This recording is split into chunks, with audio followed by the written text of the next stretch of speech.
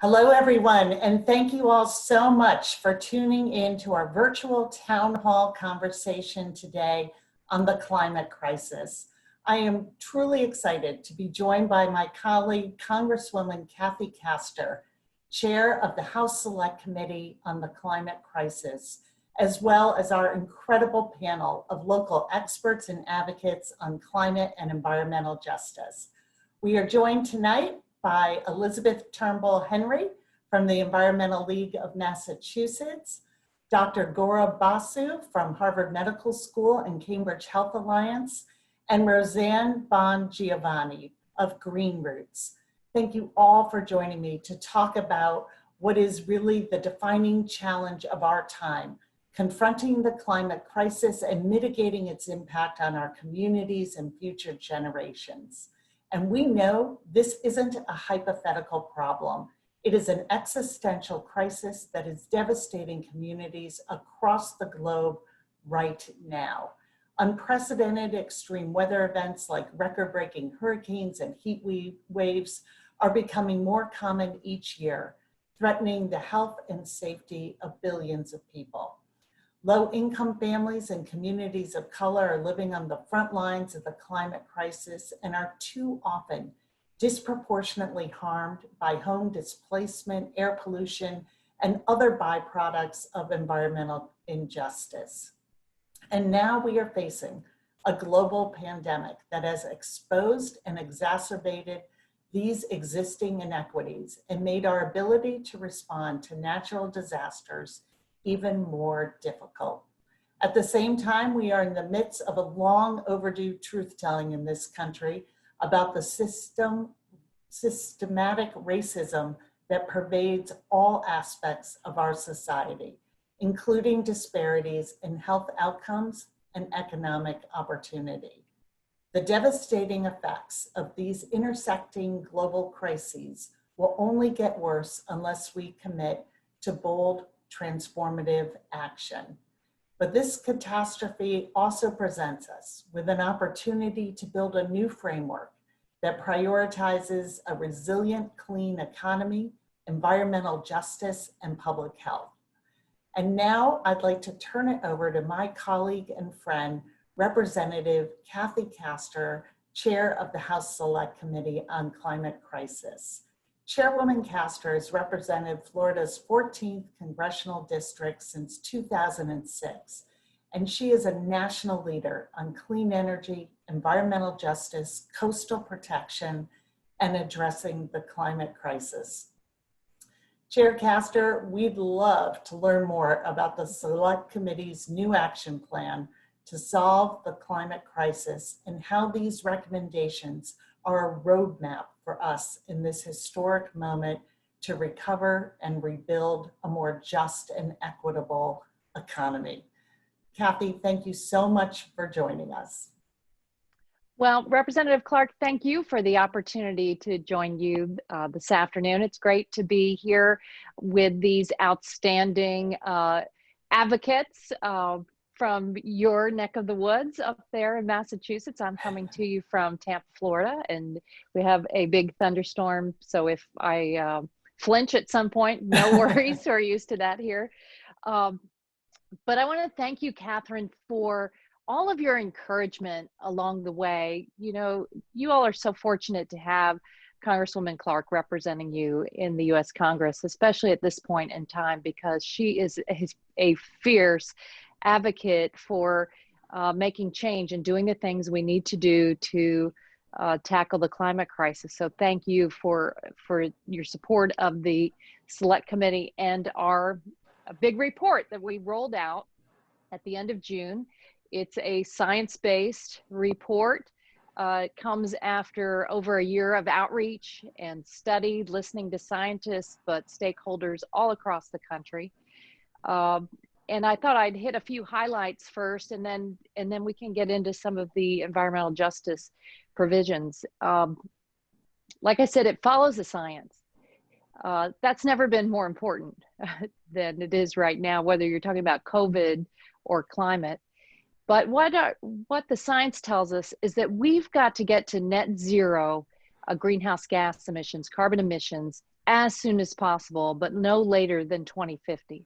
So our report takes a sector by sector approach to reach that goal. For example, we set various parameters in the power sector. In energy, we say no later than 2040 that we've got to have a completely decarbonize our electricity sector. By no later than 2035, every new car we sell in America should be a net zero clean vehicle. And by 2030, all of the new residential and commercial buildings across the country should be net zero emissions. So those are a few of the type of parameters we've set out for the Congress to adopt.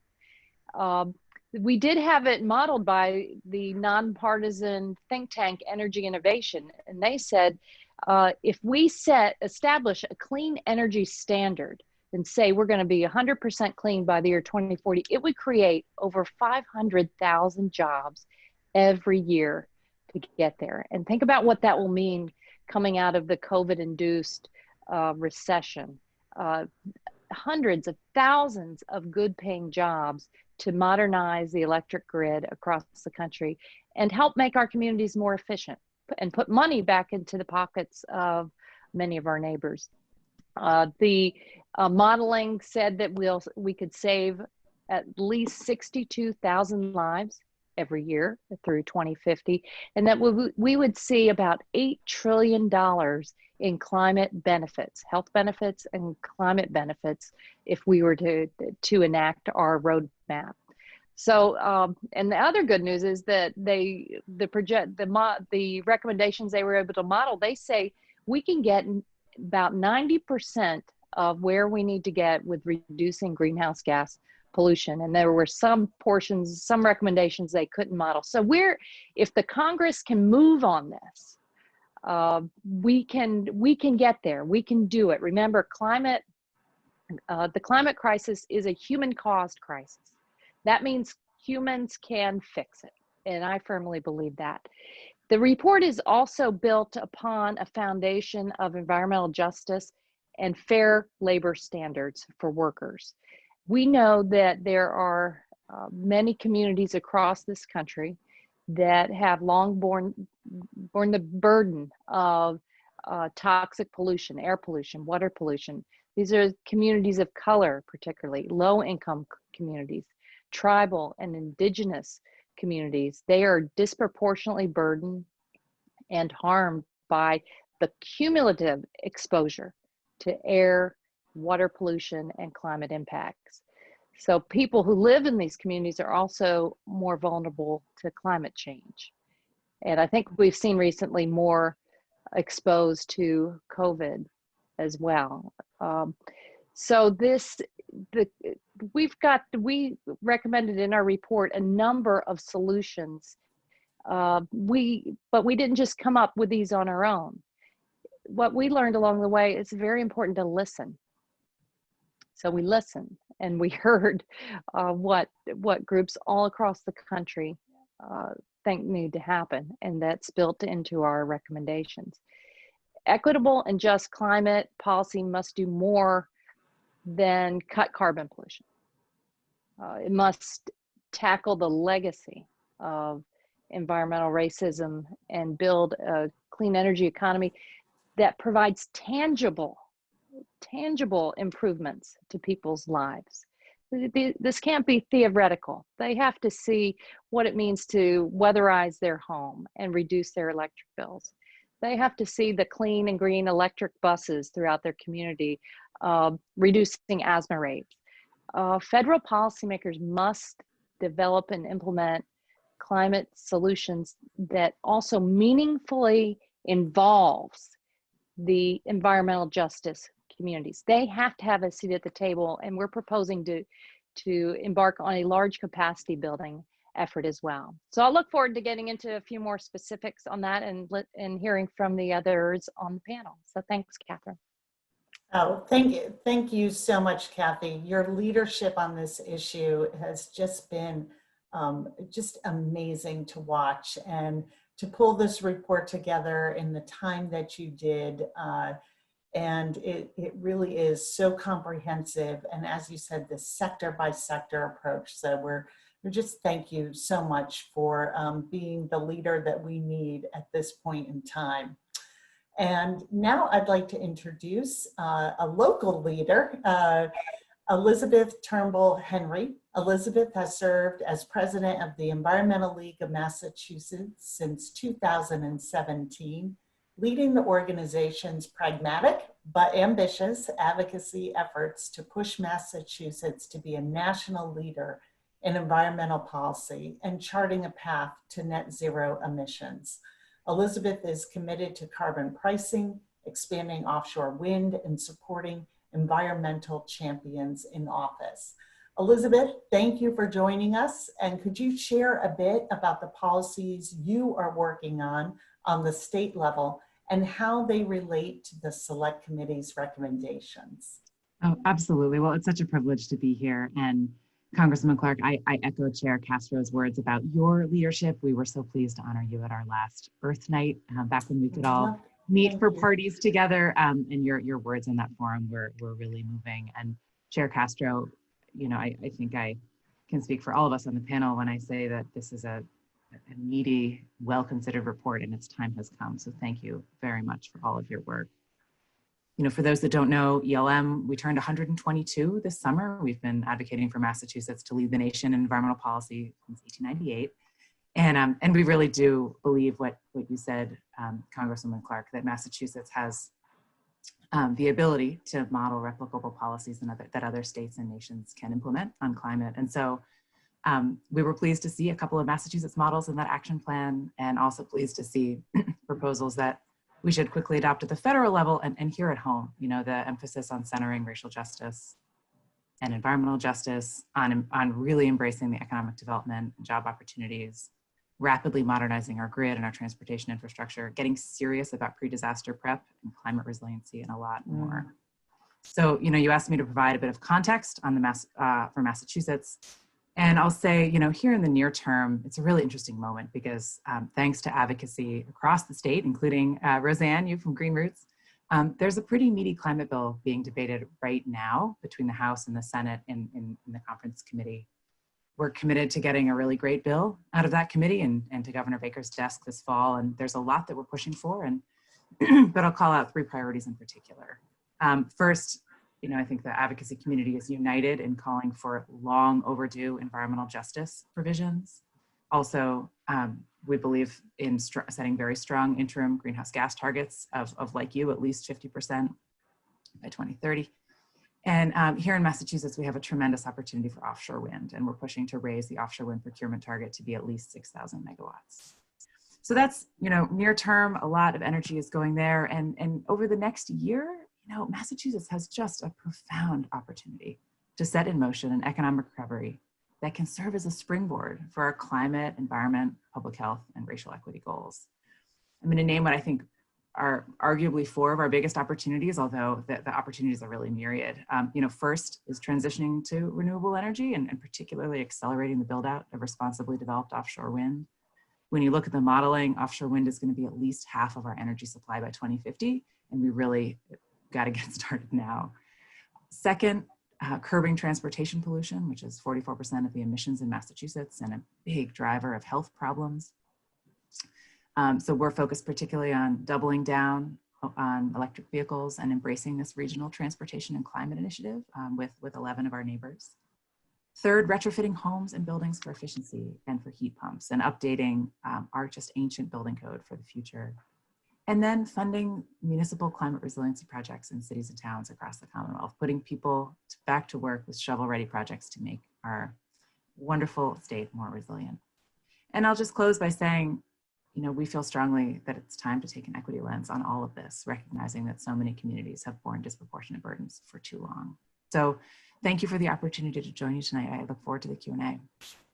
Thank you for all your work and for being here with us tonight, and really with your closing statement, bringing it home about how much at this time in our history of racial reckoning, we can lead in this space on addressing equities and impacts on communities of color. And now I'd like to introduce Dr. Gora Basu, an instructor at Harvard Medical School, a primary care physician at Cambridge Health Alliance, and co-director of the CHA Center for Health Equity, Education, and Advocacy. Dr. Basu has served as one of the clinical leads for community COVID management over the last 5 months. He has a background in human rights, global health, and health equity education, and is passionate about climate change policy. Dr. Basu, you have been very clear in your writing and advocacy that in order to prevent the next pandemic, we need to get serious about climate action. Can you elaborate for us on the connection between these two crises and how the actions outlined by Chairwoman Castor will help us ensure not just the health of our planet, but the health of families and communities? Thank you so much. And I'm really, truly honored to be here today. So as a physician coming into this conversation about climate change, of course, it feels very important for me to explain the ways that human health is inextricably connected to the health of our planet. And this connection between COVID and climate, it feels very important for us to be clear about that. So COVID-19 is a zoonotic disease. What that means is that it started in animals and then spilled over into human population. So the next virus that could cause widespread disease in humans is already coursing through animals in nature.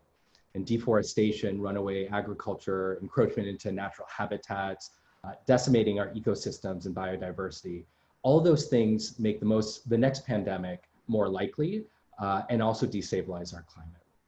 Another connection between COVID and the climate crisis is air pollution. So there was a major preliminary study by the Harvard School of Public Health that came out recently that showed that individuals with long-term exposure to particulate matter 2.5, which is a common and dangerous form of air pollution, individuals who had that exposure had a significantly higher death rate when they were infected by COVID.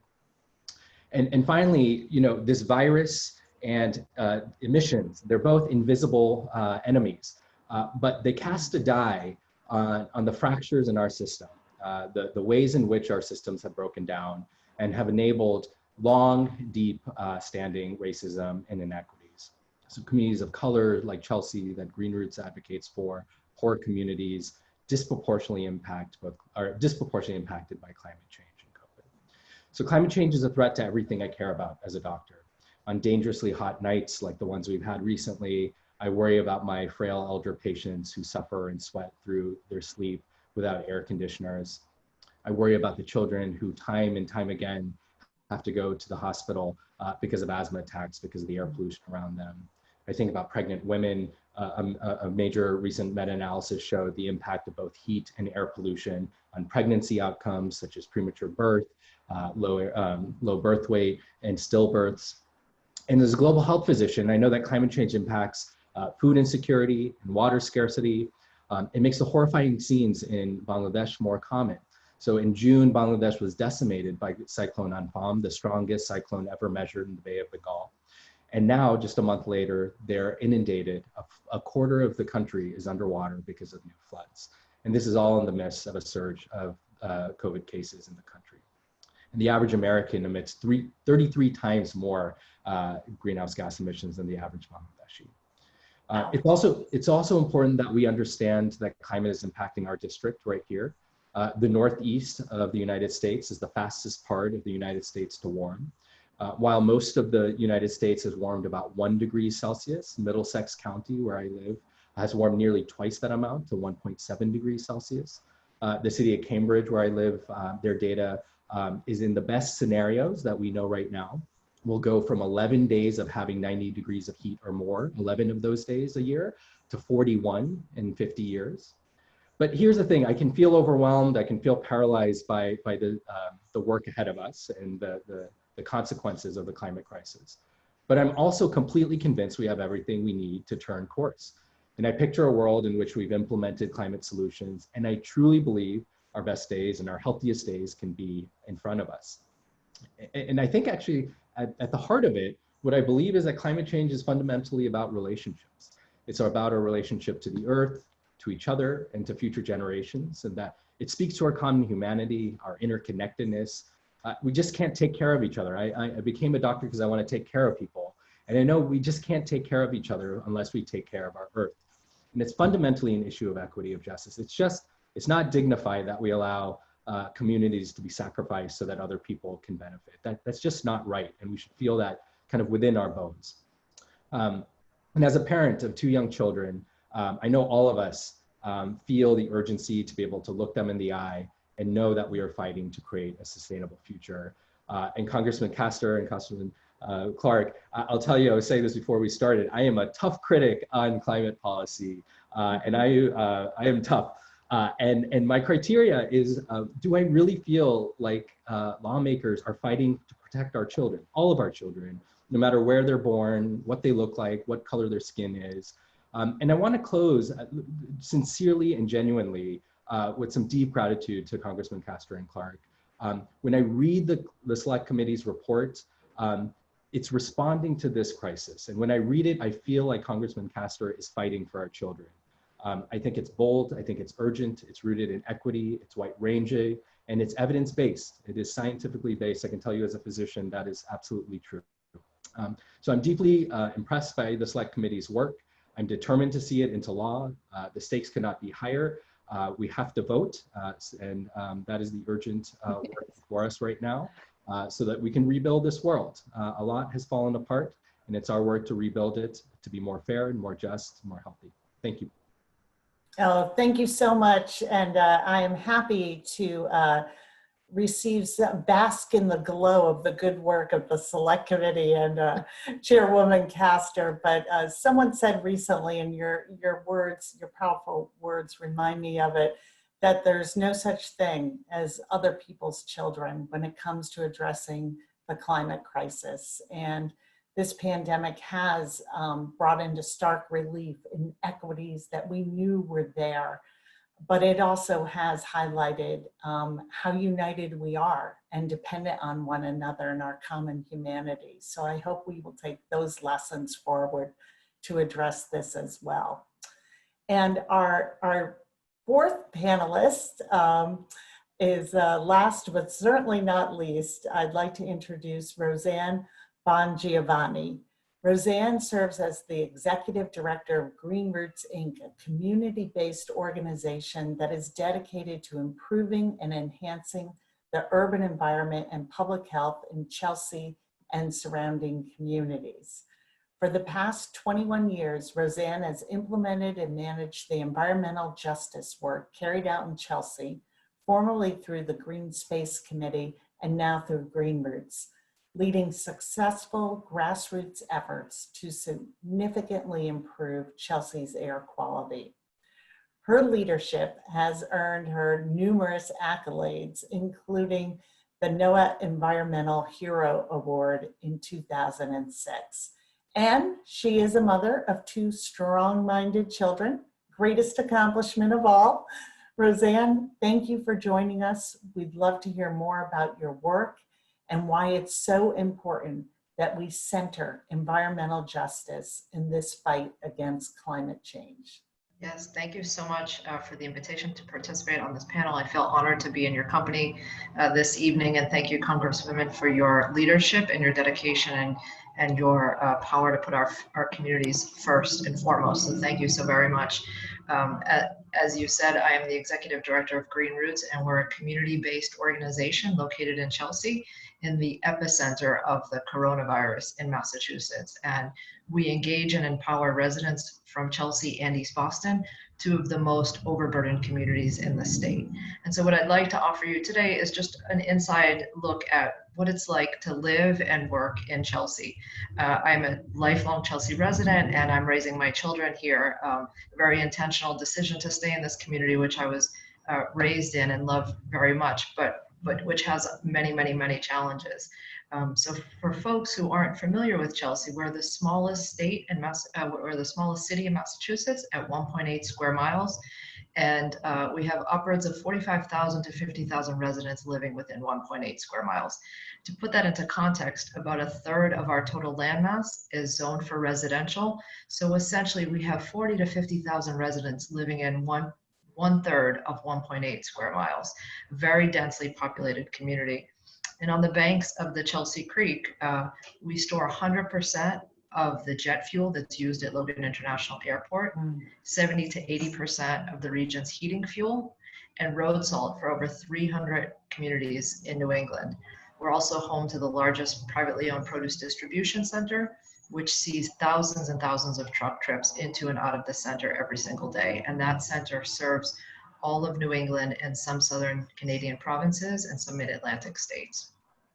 Chelsea and East Boston are both directly under Logan Airport's flight patterns. We're considered line of sight communities. As you know, Congresswoman Clark, thank you for your leadership on behalf of our communities. We really appreciate that.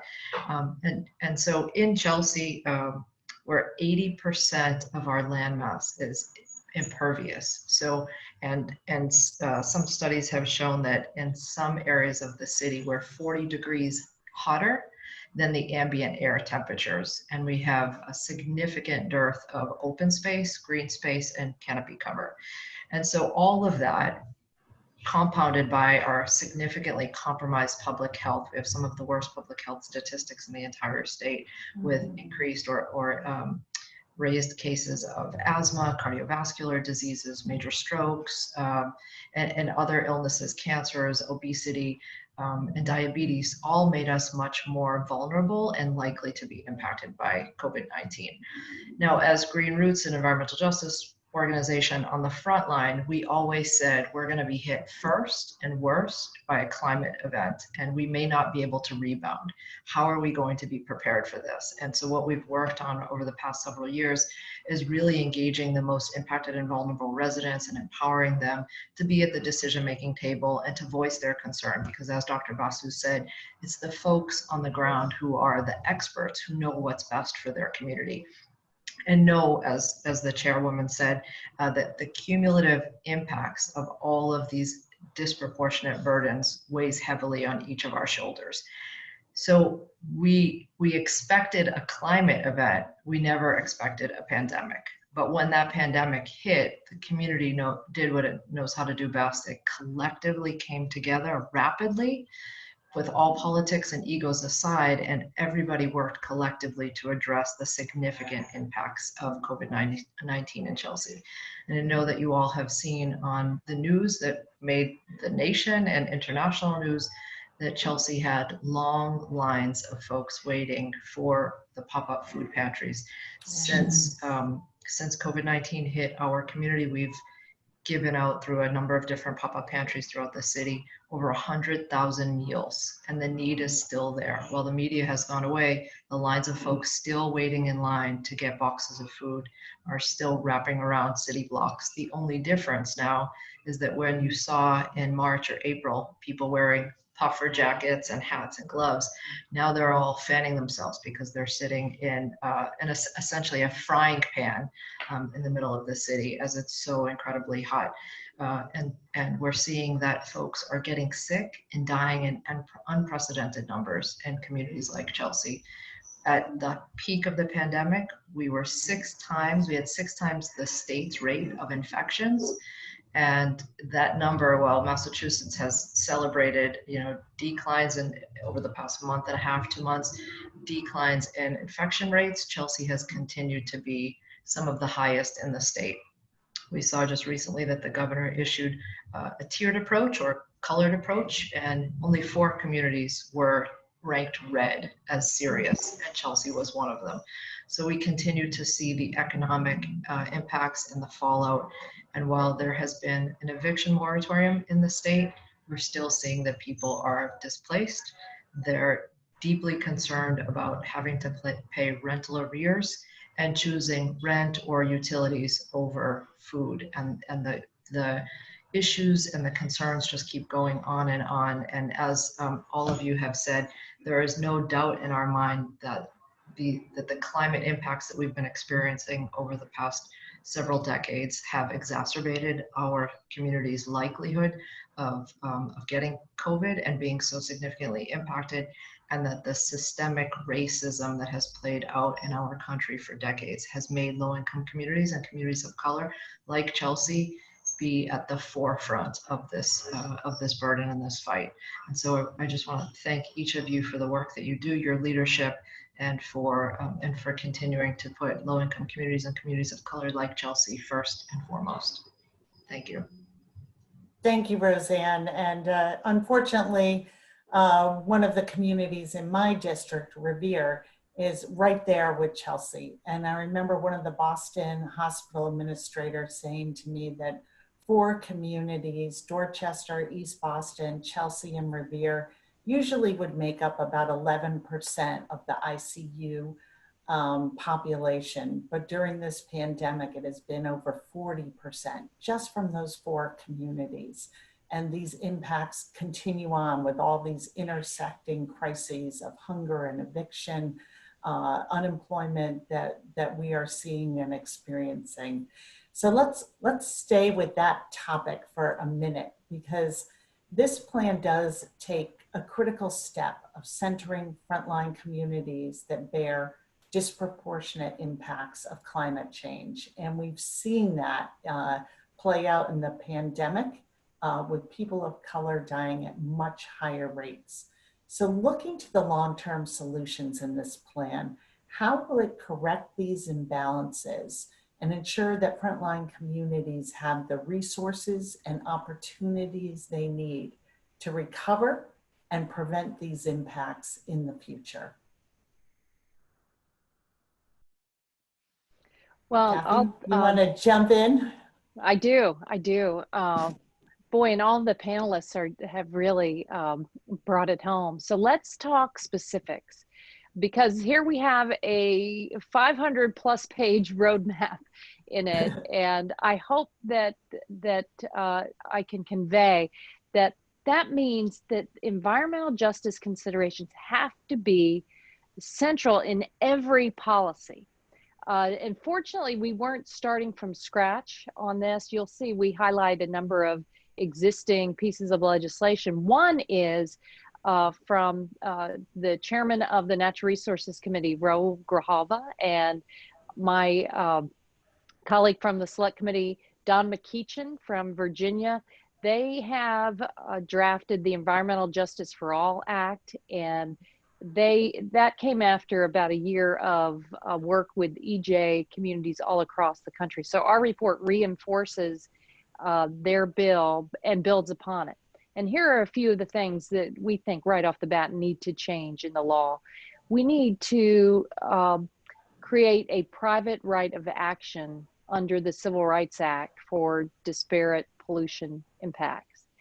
We also want to give EPA the power to consider cumulative impacts when they are issuing permits or following through on various enforcement actions, because it's important now to look at the whole picture. I mean, a lot of polluting plants get away with being permitted or their emissions because they're able to say this is a one-time isolated event. That's not how it works. And just listening to Roseanne, it sounds like if they considered cumulative impacts in Chelsea, there would be things would change a little bit. We also, I'll go back to the meaningful engagement. We want to put that into statute, so that when the EPA goes to issue a permit, we need to strengthen the National Environmental Policy Act so that it is meaningful engagement. It's not just something you check on the list. Then there's the resiliency side. Our report is, yes, we have a lot of recommendations on cutting carbon pollution, but we also want to empower communities all across the country to prepare for the dire impacts of climate. And that means coastal communities need to understand their flood risk, and people who do not have the ability to buy flood insurance, we want to help them. That's a specific policy recommendation. And then on public health, COVID is a wake-up call to the evisceration of our public health infrastructure in America over the past decade. And we've got to get back control of our supply chains. We've got to strengthen the whole public health system, the CDC and data reporting. Those are a few of the things that we need to do, but it's a long list, and we're going to need all of your help to build the coalitions to move these recommendations into law. Yeah. Could I offer a real life example of exactly what the chairwoman was just talking about? So I totally appreciate what you just said about the Environmental Protection Agency along the Chelsea Creek. So the Chelsea Creek is shared by Chelsea, Revere, and East Boston. There are 7 oil terminals along the Chelsea Creek, each requiring a National Pollution Discharge Elimination System, NPDES, permit, which is essentially a federal permit to discharge into waterways. And what we have been advocating at the EPA is to consider all of the impacts of these 7 oil terminals distributing or discharging into the Chelsea Creek. And instead of looking at these cumulative impacts, right now, the way the EPA is working is they're looking at each terminal individually. So they're allowing each of the 7 terminals to discharge X amount of pollution into our waterways, which might be healthy or allowable if it was one industry discharging that pollution, but there are 7 oil terminals discharging into the same water body, and the EPA isn't presently looking at the cumulative impacts of all of that, all of those chemicals into our water body. So as we work diligently on the community level to improve the water quality of our waterfront, to improve public access, it's almost for naught because these industries continue to pollute at will, simply because they're not, the federal government isn't looking at the cumulative impacts. To add meat to that is the fact that the EPA isn't totally enforcing when these companies are violating their discharge permits. Yeah. So by our own research, we identified over a 5-year period that there were 76 water quality violations of those 7 oil terminals along the Chelsea Creek. And it wasn't easy to find. It wasn't like we could easily go on a website and find the discharges. It took quite a lot of legwork and information sharing with the community. But when we shared that back with the EPA, we didn't get a very robust response as to how they were addressing those impacts and what it meant for the health of the waterfront. So I very much appreciate what you just said, Chair Castor, because I feel like if in order for us to truly make a difference, the EPA must consider the cumulative impacts, especially as it's looking at the disproportionate burden on low-income communities and communities of color. Can I pile on too, just for a minute, because I think that there's a great parallel here between your leadership on the federal level and also actions that Massachusetts needs to take.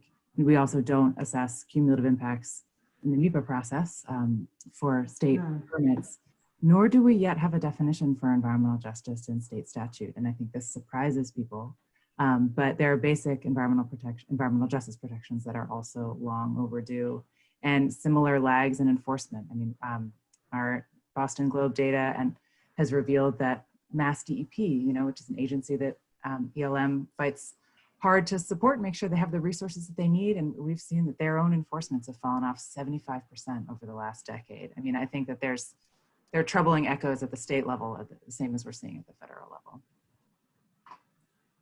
Yeah,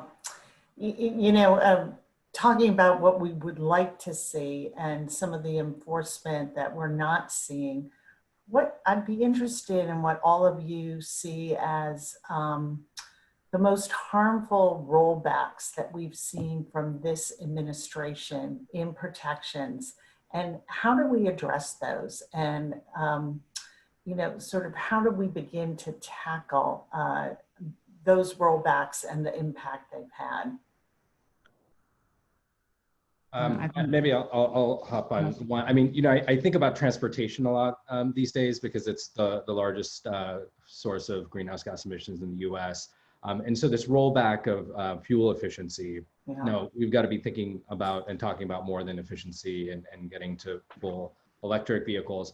But so let me say why that bothers me so much is that I think we have to call out just kind of corruption also, right? Is if and I truly mean this, Chair Castor, is when I read this report, I read a report that's saying, I want people to do well, I want our earth to be sustainable, and I want to take care of people. I get that reaction. And all of these rollbacks, I mean, you could miss, all of them are bad. And they're all they really hurt me, to be frank, because they're malicious. And there's no good reason for it. It increases costs. And as a doctor, it sends my patients to the hospital, and it can perpetuates the global warming that's developing. That is a true existential threat. So we could pick any one of them. I mean, transportation, I think, we have made some gains in some ways in the electricity sector. We got to go a lot faster, and I appreciate that there's a particular focus in the report of kind of bringing that up to 2040. The nominee Joe Biden has said 2035, and I think that's important because it's front loading the importance of cleaning our grid and doing the infrastructure work. That'll be important for our economic recovery as well. But I'll just mention also, transportation, and again, Roseanne, I think about Chelsea all the time. Many of my patients are from Chelsea, and I just want to call out the interconnectedness of all this is when you've got folks in Chelsea living in high density housing and having to go, I think is it 80% of Chelsea is essential workers through the midst of the surges that we have here. Again, I just want to kind of call out the interconnectedness of all this, of they using public transportation to get to work because they're an essential worker, because of economic justice issues. So that can, I did not think that much about the climate crisis. I was focused on other global health, human rights work in the last, until about 3-4 years ago, and the IPCC report really awoke me. And it can be overwhelming to think about transportation and all these rollbacks, but we can flip it on its head. And if we really have people fighting for people's health, people's well-being, and a good and thriving economy, it's all there for the taking. I truly believe that. And so I guess we can flip, we can see the rollbacks and we can do the exact flip. And I'll just call out that, the fossil fuel industry is really teetering and it's on the ropes right now. It's losing billions and billions of dollars. And it is just the time for us to completely transform the way we do things and to be in better relation with our natural resources. Yeah, Rep. Clark, the Trump administration has rolled back about 100 of our landmark environmental protections. I think EPA doesn't mean Environmental Protection Agency. During the Trump years, it's kind of the Eliminate Protections Agency. And they also now have the most lax enforcement record. They're bringing fewer enforcement cases than at any time in the agency's history. The particularly damaging ones, I think I agree, the fuel economy rollback, the rolling back what the Obama administration had done for the Clean Power Plan, which was to reduce emissions in the power sector. How about mercury? Rolling back mercury protections that the doctor, I'm sure, can tell you with the impact on pregnant women and the brain development of children in the womb and young kids. And then there's another one today, I think, that was finalized, was rolling back methane protections. Methane is a very dangerous greenhouse gas, very intense. And a lot of the oil and gas operators continue flaring that gas for no good reason, and now they're going to be let off the hook. Our report has recommendations on all of those fronts, methane and the rest, and we're going to get back there. I think we will, but we're going to be starting from further behind, unfortunately. Yeah. And is it right, Kathy, that even some of the oil and gas companies were asking not to have those methane standards rolled back? True. Yeah. You've hit a new low when they're advocating for you not to do that. And I think it's, as I look at this plan, it's going to save 60,000 lives a year in the US by 2050. $8 trillion in health and climate benefits, yet still we're at sort of a political impasse in some ways. And it's been wonderful having my young adult children all back in the house for dinners, but I can tell you, we've had some tough conversations around the issue of climate. And they are not optimistic that we are going to do this and that we get the urgency that they feel. And So how do we do this? You know, is it just the grip of oil and gas industry and special interests? Is there something deeper that we You have know, to do? one of towards the end of the report, we do highlight the fact that we've got to make changes in our democracy, and we highlight the fact that we need to pass HR 1, the For the People Act, that will empower people over corporations in the democratic process, and the Voting Rights Act that's now the John Lewis Voting Rights Enhancement Act. So we said that those are critical to solving the climate crisis, democratic reforms. Yeah, and we know, Dr. Basu, it must keep you up at night. I know it keeps me up at night thinking about if this administration is successful in rolling back the ACA and, you know, further forcing families to make do without health insurance, not being able to get the health care they need. I mean, look, it's just, what are our values? What do we care about? And, you know, I think taking care of patients as a doctor is about honoring their dignity and valuing every one of our neighbors and taking care of each other. And, you know, again, I'll just, you know, this is a moment for us to kind of shake ourselves out of any slumber and realize kind of the big structural stuff we need to do. And that you can't isolate housing policy and transportation policy and healthcare policy and climate policy. We have built kind of these systems that are not working. And we have to be ambitious and bold and courageous to kind of dig in there and do the hard work. And I think, again, we are seeing, we cannot close our eyes anymore. This has animated the ways in which our systems and society are fundamentally broken. And that, you know, my patients are the human faces of that. I work in a community health center and take care of a remarkable, wonderful immigrant population. And it's not fair. It's not right. And we just can do so much better. And I think we've just got to enter this phase with determination and ambition and courage and imagination. I'd like to echo what Dr. Basu said. We've seen in our community just the fear that this administration has instilled in our community. The public charge rule has literally stopped people from going to the hospital. I think of one woman who is a very active member in our community, who has been trying to establish a community land trust. She's an undocumented woman who is suffering from COVID, suffering awful, to the point where her husband had to call my colleague, Maria Arlen, and say, my wife can't breathe, I don't know what to do. And she said, call an ambulance. And he said, no, we can't, we're afraid. She's afraid to go to the emergency room. She's afraid to call the ambulance. She asked me not to do that. What should we do?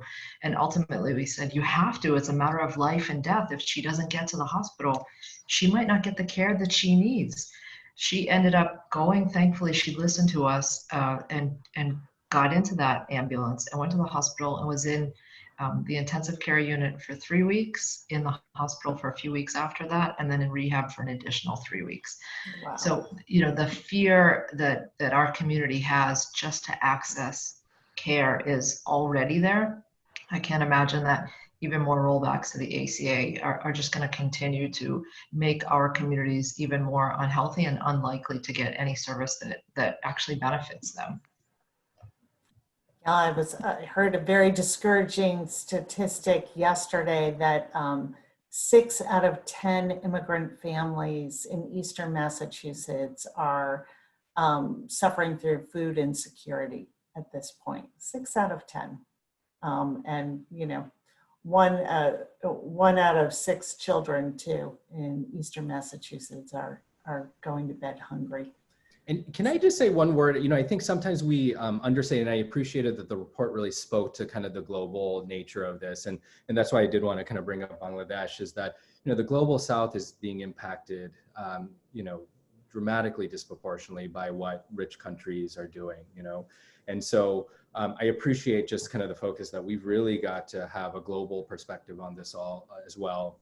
You know, I think a lot about the deforestation element of this and the impacts of that. It's, you know, we're driving through these forests that are just ecological buffers and real stabilizing forces in so many different ways. And there's a local group here called the Right to Health group that's arguing for a people's pandemic prevention plan. And they're really arguing that we have got to stop companies from going in and creating products from deforestation. So it sometimes is a little hard to picture how a community in the midst of a cyclone and flooding, I have family in West Bengal, India, and have heard this news work with some nonprofits there. It just is so undignified and dehumanizing to be tackling these crises at the same time. Yeah. We actually had a question come in while we were here about that, and sort of addressing the world's poor that are so disproportionately impacted by climate and this pandemic. And I hope I am pronouncing the name correct. It was Alicia, and asked, what can we do to help people in poverty around the globe? Well, from a climate perspective, the United States of America bears an enormous responsibility because we have been the largest emitter of greenhouse gases since the Industrial Revolution. And so we have this outsized responsibility in addition to the moral responsibility that we have to our kids and future generations. So I think the rest of the world is looking for a return of American leadership to tackle the climate crisis. We were, a group of us traveled with Speaker Pelosi to the last International Climate Conference, the Conference of Parties, where we met with the vulnerable nations, representatives of the vulnerable nations. And we were, I was afraid that folks would have given up on the US or paint us all with the same brush as the administration, but no, they know there's a difference, and they're really hungry for climate leadership. And what that means is that we've got to get our emissions under control. We've got to ensure that the International Climate Fund is funded to help those vulnerable nations adapt and institute clean energy solutions there.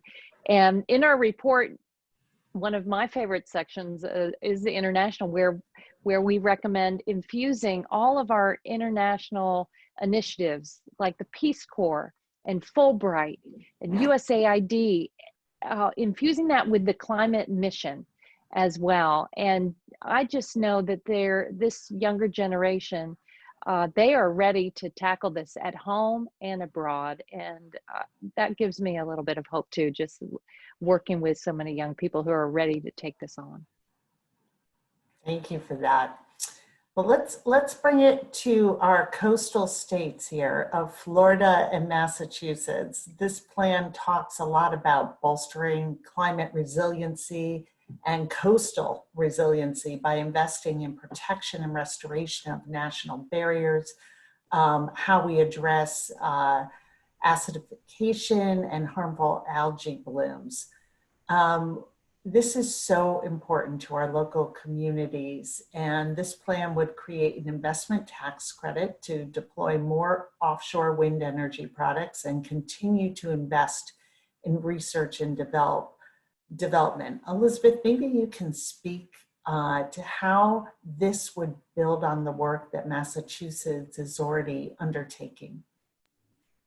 I mean, we are so primed and I think ready to go with more federal support. Offshore wind.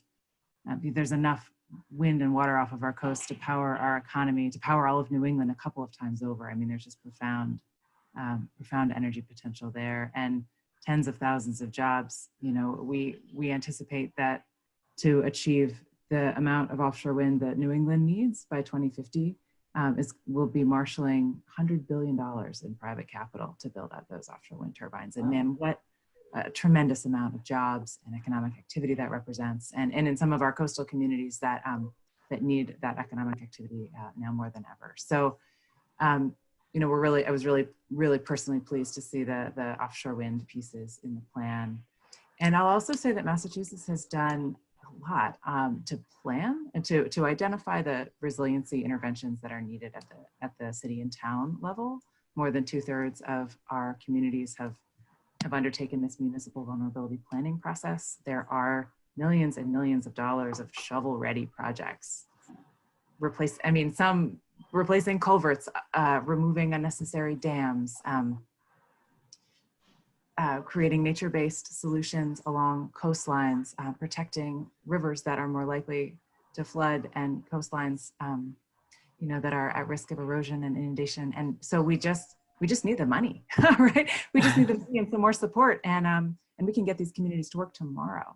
In fact, I was speaking with the Secretary of EEA just last night, and she said that they received $43 million of requests through this municipal vulnerability assessment program for projects that are ready to go. And Massachusetts only has $8 million to give them. I mean, the communities are crying out for projects that they have intentionally designed that help protect themselves, and it's just about money at this point. So again, really, I think that's a terrific way to get people back to work, and I was particularly happy to see it in this plan. Yeah, I know. We certainly need the work and the jobs, and the dual goals that it meets is just so important right now. Looking at this report, I wonder, Kathy, if you can tell us a little bit about how carbon pricing fits into the House agenda. I know we have a lot of experts here on RGGI as well, and what we're doing in New England, but it seems to me this is just a critical piece of it. I wonder if you could elaborate a little bit more on the carbon pricing recommendations. Yeah, I'm happy to. We do recommend placing a price on carbon, but we say, all right, Congress, you have a little more homework to do to determine if that's some type of carbon tax or it's cap and trade. We're very sensitive to the fact that RGGI has been developed since Waxman-Markey was considered 10 years ago.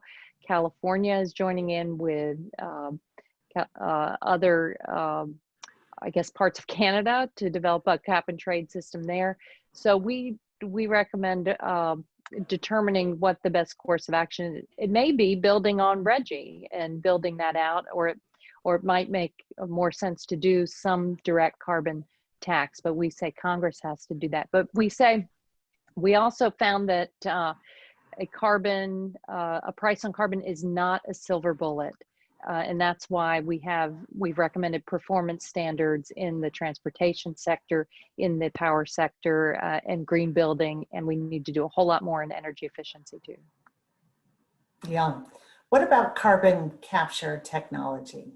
Do you think we can get to our net zero without it? And how do you see its role going forward?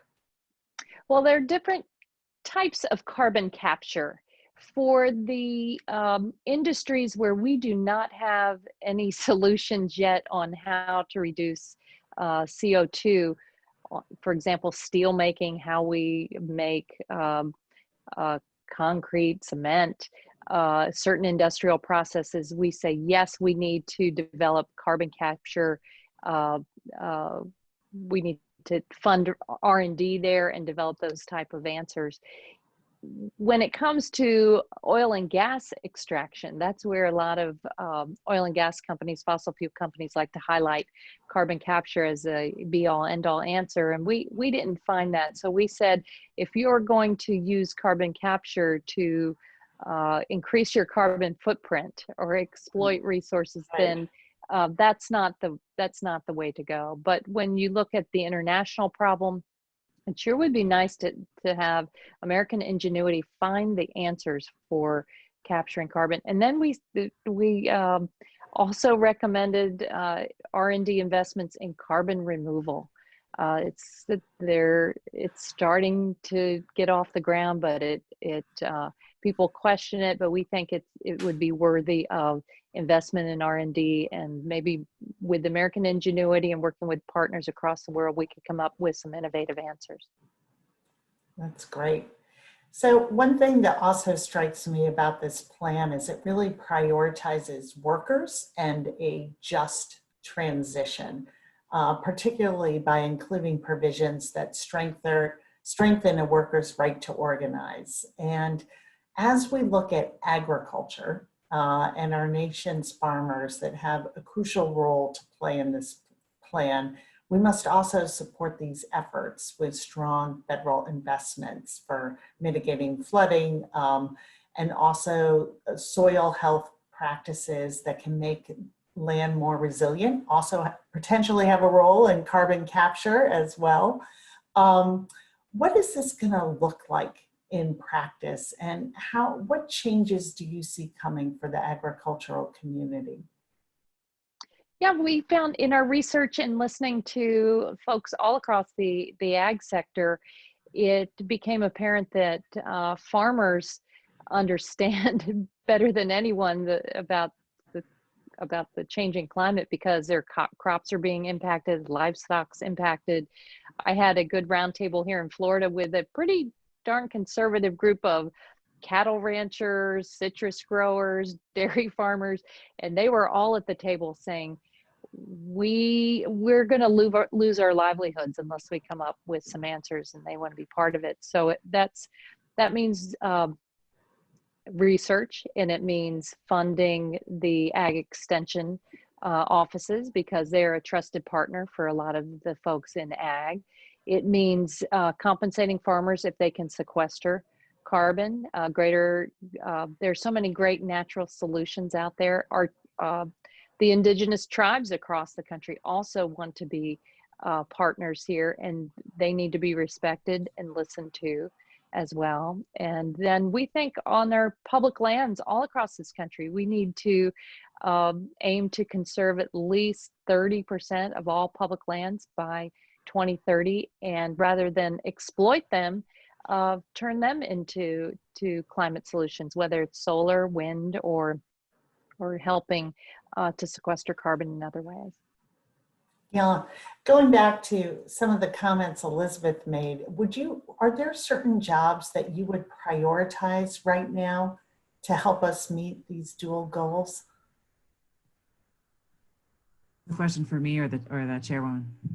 For you, or anybody. Well, it's a good question. I was actually just reflecting on one of the other things that I appreciate about the plan is the focus on recognizing the climate value that intact ecosystems today currently already play. You know, we have historically really undervalued that, and to our peril. You know, today Massachusetts has, depending on how you count, about 27% of the land under some form of protection. So we're close to that 30% goal, which feels good.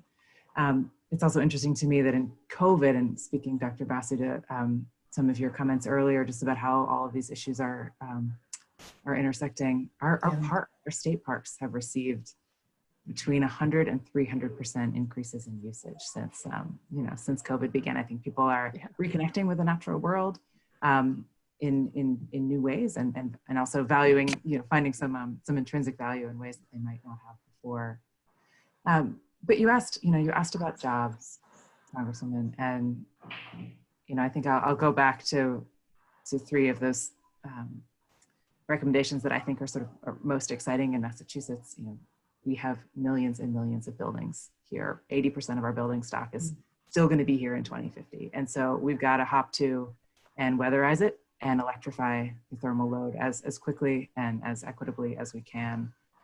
Renewable energy, particularly offshore wind, and I think transportation, electrification. I mean, just when you think about all of the work that's going to be required to retrofit service stations and electrify our roadways, train people up for maintaining electric buses, and so on. I mean, it's really exciting. Let's get started now. Let's do it. And speaking of workers and jobs, maybe Roseanne, you can talk a little bit about, sometimes we just touched on workers' rights and some of the parts of this plan that talk about the right to organize, impact on agricultural workers, but how do you see the way we treat workers, particularly our immigrant populations? How how is this all tied together? Sometimes I hear people say these are very different things, but Roseanne, how do you see this issues around workers' rights being part of the climate crisis solutions that we have to address? Sure. I think, you know, as what COVID-19, I think, highlighted for us in Chelsea is that there was almost a 360 that happened with essential workers, you know, that as folks were embracing nurses and doctors, they were also, for the first time ever, I think, embracing folks who were working in grocery stores, who were operating buses, who were cleaning bus stations. And these are the frontline workers who are working every single day just trying to make ends meet. And they're, again, the ones who are most impacted by climate change, but yet they're the ones who are contributing the least to climate impact. So these are folks who are likely taking public transportation to work. They're living of little means and not consuming so much. They likely aren't contributing to all of these significant emission sources and other causes of climate change. And so it's really important for us to recognize and to appreciate all of these workers now and going forward. I certainly hope that there are many things I hope that we've learned from COVID-19, but one of them is that I hope that we realize and recognize who those essential workers are. I can't remember who asked if it was 80% of Chelsea's population that are essential workers, but yes, 80% of our community are essential workers, and traditionally folks have looked down their nose at those essential workers, and now they're being embraced and uplifted, and I hope that continues, and that as we think about moving forward, we think about living wages and the right that those workers have. Sorry, airplane noise. I Are hope that those two strong-willed children coming into play here? No. I'm actually at the office. No, that was an airplane going overhead. Oh, okay. Back to noise insulation. Exactly. So I hope that we continue to value the essential workers, and that we think about a living wage, and we also recognize their right to organize, because they should have equitable wages, fair wages that are, help them to live every single day, but then they also have access to representation and to benefits and to, and to somebody sort of advocating with them at the workplace so that they don't feel so alone. And yeah. Well, that's great. Well, unbelievably, our hour has flown by. I have overshot our time limits here. So I will close out our session for today, but I just want to thank all of you on this panel for the work you're doing to address this crisis and to pull all these pieces together. This report, Chairwoman Castor, really does not only take this sector by sector, but pulls it into all the threads together. It is an incredible blueprint, and it adds to the work that I know that Dr. Basu has been doing, and Elizabeth and Roseanne. All of this starts in our local level and communities, but it needs Congress to come together for the funding for these broad policies that we can work under. And all of you have helped inform this work, and we're deeply grateful. We know the urgency. We know that all of us will do better when we tackle this in the short term and the long term. And this pandemic, I hope, has shown us that we are all in this together, and the solutions are within our communities, and that it's time that we recognize and see that within each other and see that solutions are possible. Kathy referenced our good friend talking about voting rights, John Lewis, and he always said, don't get weary. We have to keep going. And that's very true with the climate crisis too. So Kathy, thank you for joining us. Elizabeth. Thank you so much. Gorbu and Roseanne Gorub, I'm sorry. We just really appreciate you being here and for the critical work that all of you are doing. Thank you, and be well. Thank you so much. Thank Bye. you. Thanks, everybody.